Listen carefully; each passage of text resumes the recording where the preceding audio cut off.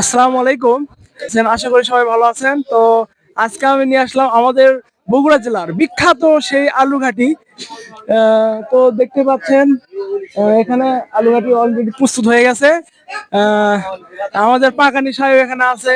পাকানি সাহেব তো দেখতে পাচ্ছেন এখানে সেই বিখ্যাত আলু ঘাটি প্রস্তুত হয়ে গেছে অলরেডি। সুন্দর সেই সেই সুন্দর সুন্দর আলু ঘাটি, বিখ্যাত আলু ঘাটি।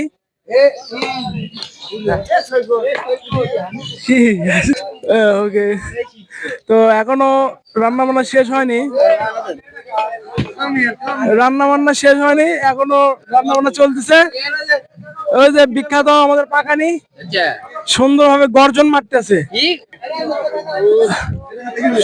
সেই স্বাদ, এত স্বাদ কে আমাদের বগুড়া জেলার বিখ্যাত আলু ঘাটি। এত স্বাদ, স্বাদ মুখে লেগে থাকে। আপনারা যদি একবার খান তাহলে কিছু কও। কি বলবো, বগুড়ার আলু ঘাটি অত্যন্ত সুস্বাদু, স্বাদ সেরকম হবে। আর দই তো আছে এর সঙ্গে। হ্যাঁ, অবশ্যই বগুড়ার দই আছে। না, দই হবে, হবে, দই হবে। কি করবি তুই? হাতি আছে, জোর আছে, ভাত আছে। হ্যাঁ, মুরগি আছে, দুটো চিন্তা কত। তো এখানে এখনো নামানো হয়নি, আলু ঘাটি প্রস্তুত হচ্ছে।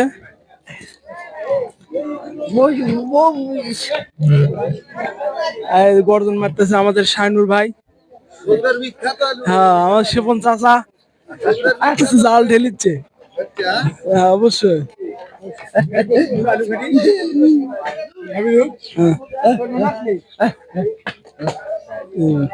হ্যাঁ।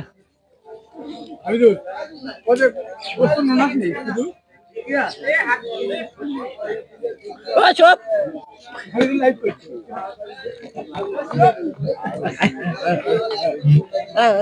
আর